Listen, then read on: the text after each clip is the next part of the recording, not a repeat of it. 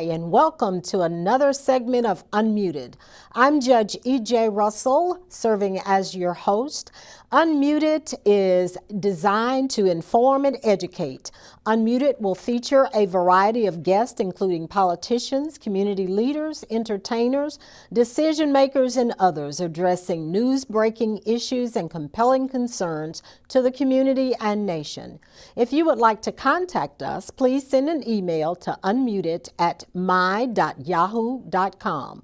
And today we're talking hot topics, and we're going to start out talking about legislative issues, but who knows where we'll go. This is live. Sometimes you think you're going to go right, and then you have to turn and go left. So just bear with us as we talk about these hot topics today. And I am excited to share House Bill 722, which has been introduced and has even gone through the House committee dealing with fentanyl. And that bill, House Bill 722, which amends Section 4129.105 of the Mississippi Code, will remove from the section on paraphernalia, what is classified as paraphernalia, will remove fentanyl strips. And these fentanyl strips are used to test whatever drug you're taking to determine if fentanyl is present in that drug. Now, a lot of people are going to have problems because you think we're encouraging people to take drugs. Well, we are trying to save lives, and this will do that. Whether it's your loved one or someone else, having access to those strips will be significant in reducing the number of deaths. Now, in Alabama, they have been training, specifically Birmingham, Alabama, they've been training individuals who are interested and having Narcan available also, because that's the drug that you can administer after someone maybe has lost consciousness, or you know that they've taken something that can bring them back. Saving lives. Once again, we're about saving lives, and this can do that. And hopefully the same thing may occur in the state of Mississippi, because just putting our heads in the sand about how it will impact the use of the drug is really not a solution to help save some of these lives. Now, I was also looking earlier at some of the bills and who has been very active in introducing legislation in both the House as well as the Senate. And some of those the individuals who have been introducing a lot of measures are Democrats, even though they are in a significant minority, where the House and the Senate are controlled both at the leadership level by Republicans and a lot of the committees by Republicans. But they have to keep pressing on those issues that are important in the community. You've got folk like Earl Banks from the Hinds County area, where the capital city of Jackson is located. He's introduced about 75 bills. So that makes him number one in the House on the number of bills that have been introduced. If you are looking at your representative or your senator, it's important for you to understand whether they are proactive or whether they are just there taking up a seat to some degree. Now, Representative Banks' bills, those 75, the majority of them, if not all of them, may not even make it out of committee. However, by introducing those bills, he continues to keep them on the minds of his colleagues, as well as to have them for discussion. When he is talking to them about support for their legislation, it gives him an opportunity to talk about support for his legislation. Once again, he knows when he's introduced those issues, those bills, that all of them and most of them in the political climate in our state capital, they won't get passed, but you got to keep pressing forward. Now, you have some legislators down there who probably won't introduce a bill at all. Why are you there? Are there no concerns in your community? Are there no issues affecting the district that you represent to the point that you don't even bother to try? You don't even bother to try? Is that where we are when we are in the minority? No, you still have to press forward. And we're going to have a guest on here in the next couple of weeks who's going to talk to us about the significant minority, but how you still have to keep pressing forward. Now, there are several other pieces of legislation too, and just before I go into that, before I forget, you know, we work on deadlines in the legislative session. We are now in the period of time when all of the bills have been introduced, but general bills, and then they are now being discussed in committee. If you can, tune in to watch what is happening on the floor, at least in both chambers. That is readily available to everyone. If you go to legislature.ms.com, there should be a link there where you can stream whatever is happening there so that you can be informed. Because a lot of times people can talk a very good game and do very, very little. During this period of time when they are talking about the bills, there may be some hearings going on, but that is your building. That is the people's building that you can go to. You can get a calendar online as well.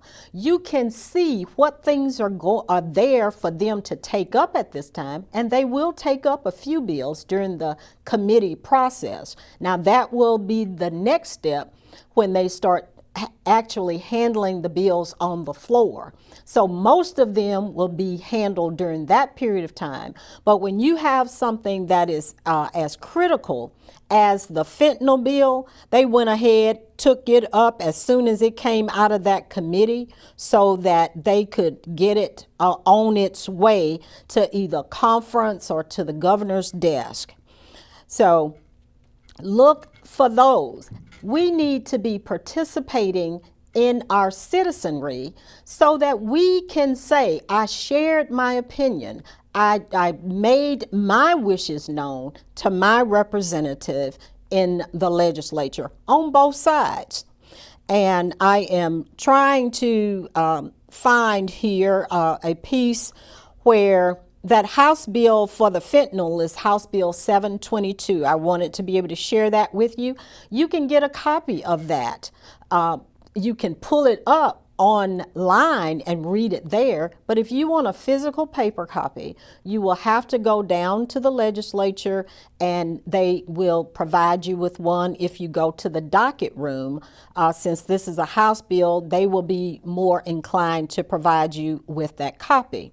Now, some of the other individuals who are high in the number of bills that they have introduced is Representative John Hines with 67 bills introduced, Bryant Clark with 66 bills, Steve Hopkins with 59, and Robert Johnson with 56. Now over on the Senate side, you've got Angela Burks Hill, who has introduced 63 provisions of legislation this time. Derek Simmons with 51, Kelvin Butler with 45, Kelvin Blackwell with 42, and Joseph Thomas with 36.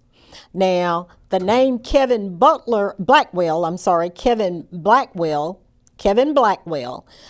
is a representative who you will be hearing a lot about this legislative session because he is the one who is handling Medicaid.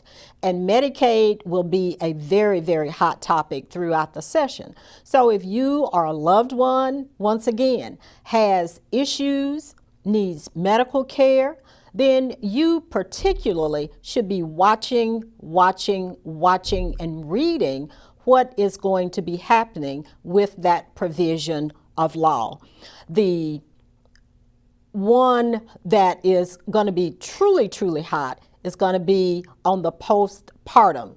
And we're going to be taking a break here, but we'll be back shortly to talk a little bit more about this. And then we're going to move on to some other topics outside of what's going on with the legislature. You're tuned in to Unmuted.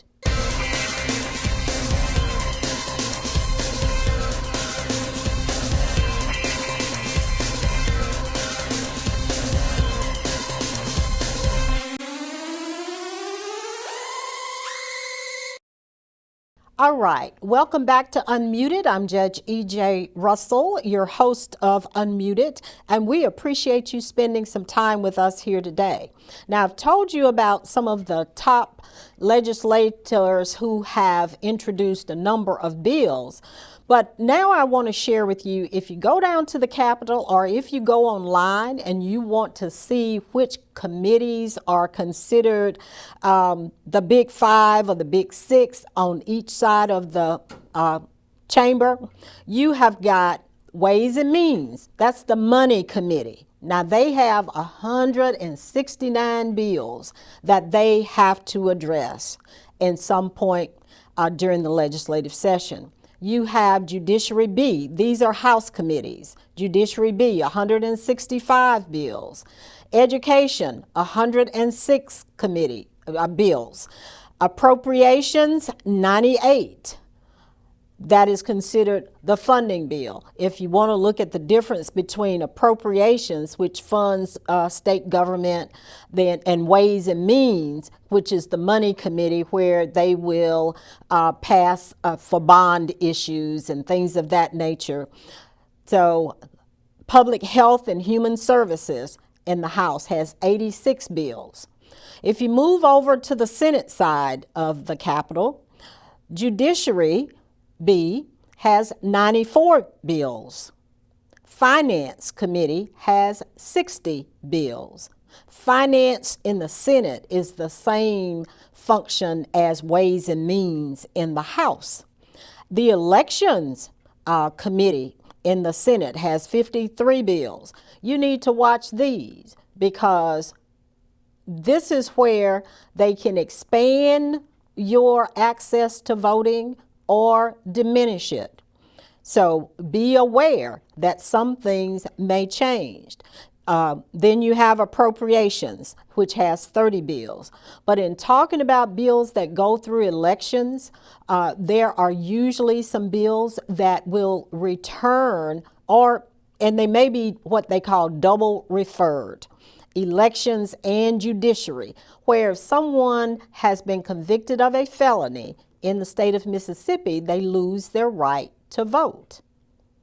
I'd say that again. If they've been convicted of a felony, generally they lose their right to vote.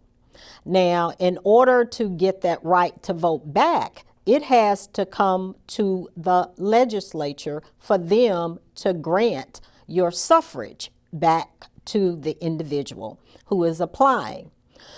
However, also in elections, if they want to change the way in which elections are conducted, if they wanted to change the age of voting in state elections, they could do that in elections, most probably. But then a lot of times, once again, they'll send it to judiciary to look at it to even see if what they're trying to do is constitutional.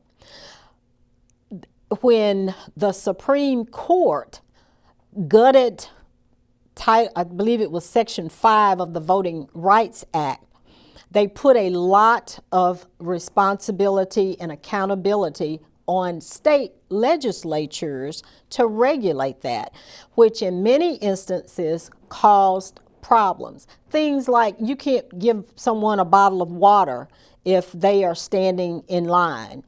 That kind of change in how you can vote and how voting is conducted comes from your legislature and probably comes from the Elections Committee. So watch that. I know that there are some agencies that have provided guidance on what they would like to have to legislators to introduce regarding an automatic restoration of voting rights once a person has completed all requirements of their sentence, be it spending time in jail, incarcerated, or whether they have to pay a fine, whether they, in some instances, may be required to get a GED as a minimum. Then once they finish all of that, in the state of Mississippi, there is no automatic restoration of suffrage to allow them to vote again. Now, the state is happy to take any taxes that they earn if they are lucky enough to get a job with that felony conviction on their record. But they still can't vote to decide who is going to be making the rules, who is going to be deciding who is the commissioner of corrections, and how things go in those facilities. So please, please, please know that your life is governed by politics, because it always startles me when I continue to hear people talk about, well, I don't vote in local elections, I only vote in the presidential election. Well, your life is being affected by people who are elected locally before you get to the national election. In many instances, those local and state politicians that are elected in your state become the individuals who vote for the president and the electoral college. So it's all connected. Don't get it twisted. Your life is controlled by politics and elections. So you need to be involved. And citizenship is not a spectator sport. It requires, sometimes it's ugly seeing how that sausage is made, but it goes through a process and it comes out on the other end, and you can have some input to that process, or you can just sit back and let whatever happens in your world happen in your world. But as I was saying earlier about those minority legislators, sometimes the fight is worth it to be heard. Now, they've done quite a few resolutions commending citizens for certain things. There is a Martin Davidson, and apparently he passed away, and they have honored him, and that has been passed to be adopted in that is House Bill 12. And then we have a resolution commending Coach Jan Sojourner for her extraordinary coaching career. And that passed on January 18th, 2023, I'm sorry. They are changing annual fees for guides and outfitter services licenses for both residents and non-residents. This generally is people who want to go hunting or just bird seeing or looking for bear, for guide and outfitter services licenses. And they have allowed for an increase in the compensation for commissioners of the Standard Dido Water District. Who knew? But that has passed as well. So they are working the committees and working some on the floor, but right now that emphasis once again is in the committees. So go to the Capitol. You can get into those sessions. There's space there for you to sit, to listen, and hear and learn if you so choose. Now, there is a bill to include training facilities in the categories eligible for license fee increase and what they can do with those proceeds. That has also come out of committee. So there are things out there, and those are just a few of them that talk about what can happen in your life. They've changed the requirements for an enforcement conservation officer to have experience 5 years, they've reduced that to 2 years. So all over the spectrum, there are things that are impacting your life. And I'm waiting to see what is going to happen with Medicaid in the postpartum, the expansion of Medicaid. Call it what you want to call it. Just do it, because the citizens are suffering. You know, you heard me talk about the big 5 committees that get the most activity and those kinds of things. Public health is generally one of those areas. And people in Mississippi have the highest rate of the bad things, the things that kill you. From a health perspective, things like diabetes, heart disease, kidney disease, high blood pressure. Those are all things that Mississippians struggle with, and many die from. We have one of the highest, if not the highest, mortality rates in the country. And we have the highest in our children, and we have the highest number of children per capita that live in poverty. And so much of this could be helped in a positive, very positive way if we could simply get our legislature to understand by not expanding Medicaid continues to impact the health and welfare of your citizens. Basically, you're killing us. You're killing us with your inaction on allowing people to have access to medical care. We are even killing our health professionals and hospitals that give access to these individuals and others who have trouble getting there from a transportation perspective or just from the ability to meet a copay and to get to the doctor. You're killing us. Please understand that there is a need. This is your citizenry that we are talking about, not just something fly by night. And if the money runs out, then you can cease the program. But how many lives will you have saved in the meantime? We are going to take another break. We will be back.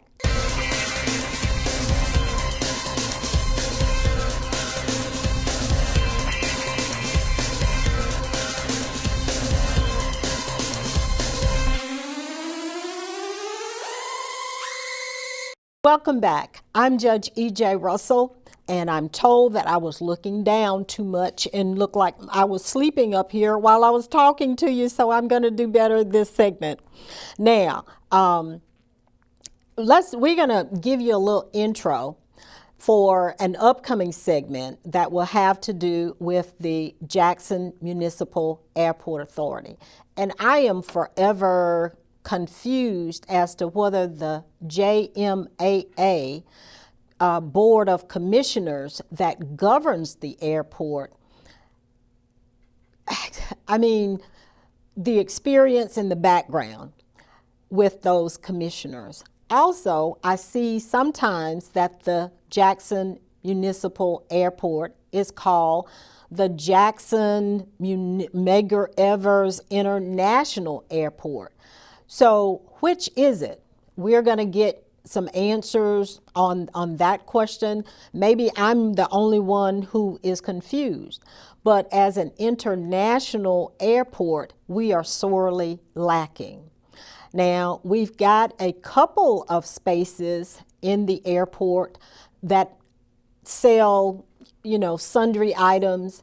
But the last time I was through the airport, we don't have a restaurant in our international airport, or if it's a municipal airport. But which is it? There is no restaurant there.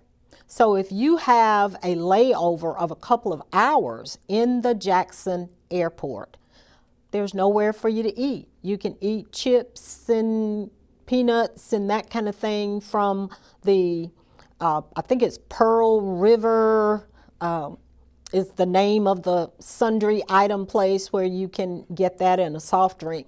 But for the most part, there is nowhere to get some food. Now, I've noticed also that we have 2 new members on the commissioner board for the airport. That is Sharon Bridges, who is a local attorney, and we have Rika Payton, who retired from the Veterans Administration. She had served as the director or the CEO of the Veterans Administration in Jackson.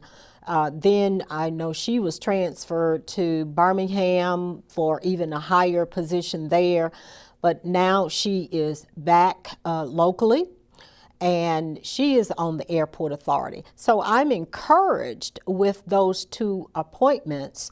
And then there are a couple of other individuals on there. I know there have been some challenges with whether a person lives in the actual ward for which they are being brought before the city council, and even whether they live in the city of Jackson.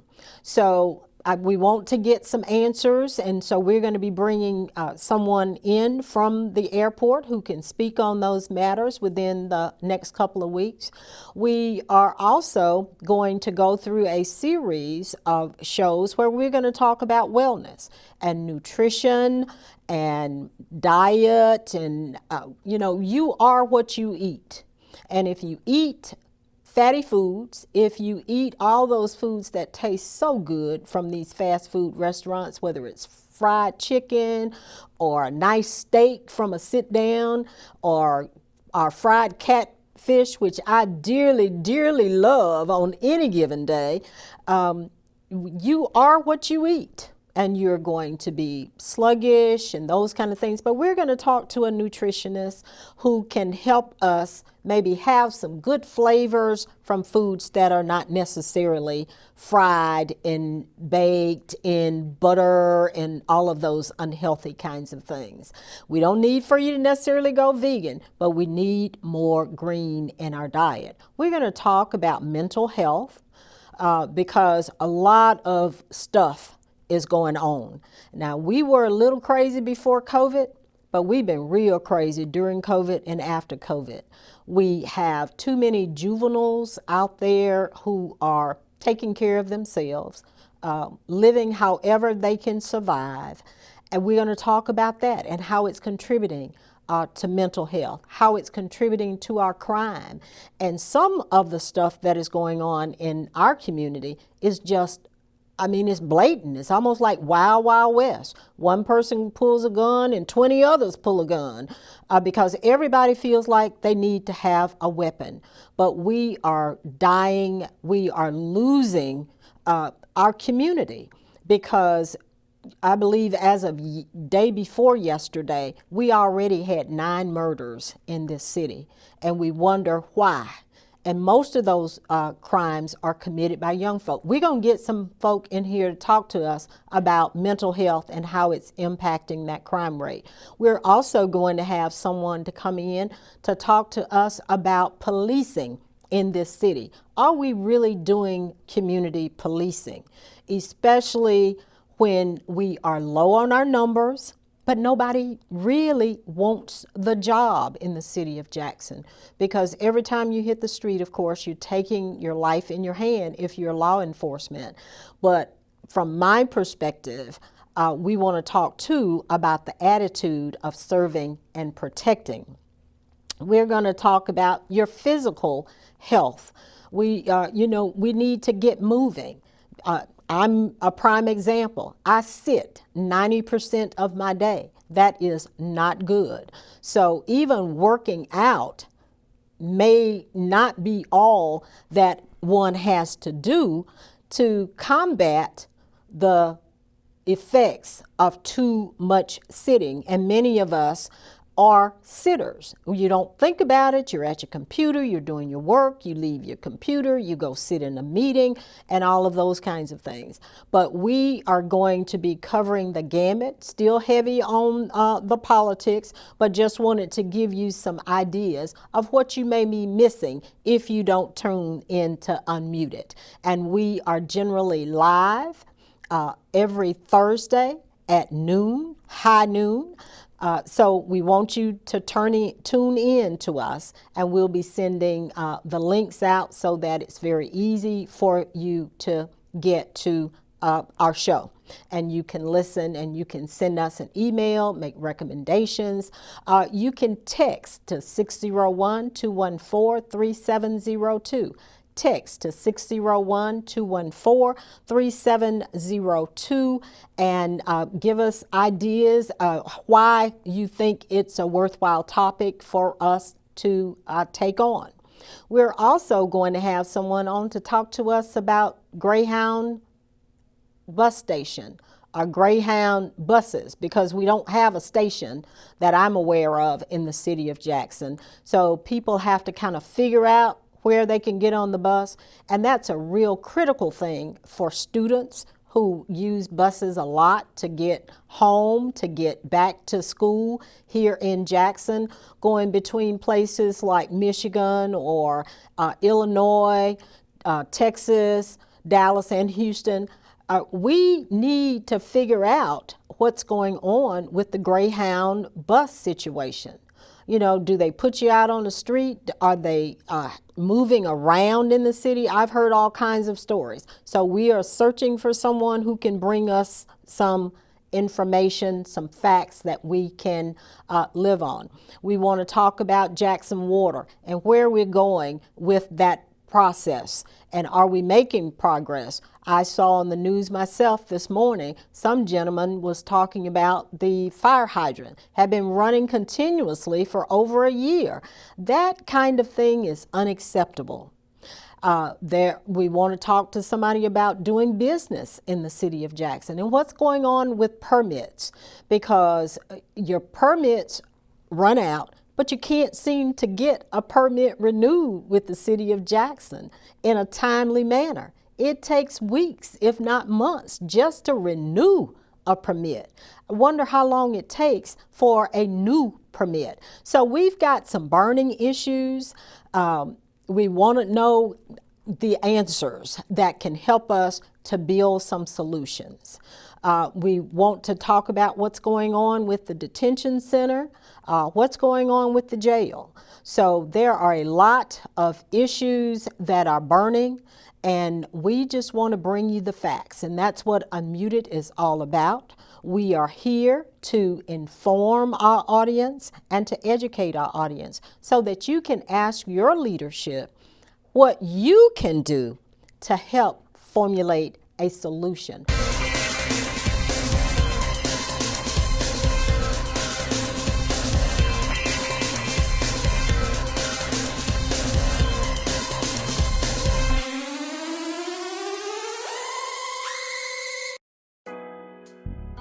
When you mention agriculture, most people think of farming. That's planting, growing, harvesting, and selling crops grown in a field, laboring in those fields behind a mule and a plow from dusk to dawn every day. This vision is a big misconception and could not be further from the truth. According to the United States Department of Agriculture, USDA, the agricultural industry and related industries provide 11% of jobs in America. In 2017, it was reported that 21.6 million Americans were employed in the agricultural industry. Women and minorities are underrepresented in those numbers, and we encourage you to consider agriculture as a career. While farming may be the cornerstone of agriculture, the overall world of agriculture is highly innovative and is so much more than just farming. A new generation of agricultural professionals prepare to take on the science, technology, and management that exist in the world of agriculture. Jobs in agriculture are segmented into 7 basic categories, which include plant science, natural resources, food science, ag business, ag mechanics, and technology. In those categories, you can find individuals working as landscape designers, publicists, foresters, plant doctors, journalists, accountants, veterinarians, farmers, ranchers, lawyers, engineers, pet groomers, loggers, agronomists, zoologists, wind turbine technicians, researchers, policy analysts, food safety, drone pilots, robotics, and the list goes on and on and on. Let us take a moment to hear from a few of those professionals who work in ag. I am Dr. Cindy Ayers Elliott, CEO of Footprint Farms, a 68-acre urban farm and ranch here in the city of Jackson. I hold a degree in Business Administration and Finance and a degree in Economic Development from the University of Massachusetts Amherst, and a PhD from the I Love Jackson State University in Urban Management and Higher Education. I've worked 26 years on Wall Street, traveling the world, and today I'm a full-time farmer growing a varieties of specialty crops and raising livestock. I am a farmer. Hi, my name is Bill Evans, and I'm the Director of Development and Chief Horticulturist at Biosoil Enhancers in Hattiesburg, Mississippi. I've worked in vegetable crops for almost 30 years now, running university research farms in Ohio and Mississippi and doing applied soil and crop research. At Biosoil Enhancers, I write grant proposals for field research projects. I also conduct research and farm demonstrations on how bacteria and fungi can help plants get more nutrients from the soil and help conserve natural resources on farms. Hello, I'm Tanya Gray Jenkins. I'm the publicist and social media director for Footprint Farms. I hold a Bachelor of Science degree in computer science from Jackson State University. As a publicist, I generate publicity through the use of techniques in advertising, marketing, and public relations. My primary duty is brand development through social media. As the social media director, I manage the company's online community by reading customers' comments, answering questions, and actively engaging the audience. Hi, my name is Dr. David K. Powell. I attended Jackson State University for 2.5 years as an undergraduate, majoring in biology before transferring to Tuskegee University, where I was accepted into the veterinary medical program, becoming a second-generation veterinarian to graduate from Tuskegee's program. I have also served in the military as an Army veterinary preventive medical officer and as a supervisory public health veterinarian with FSIS USDA.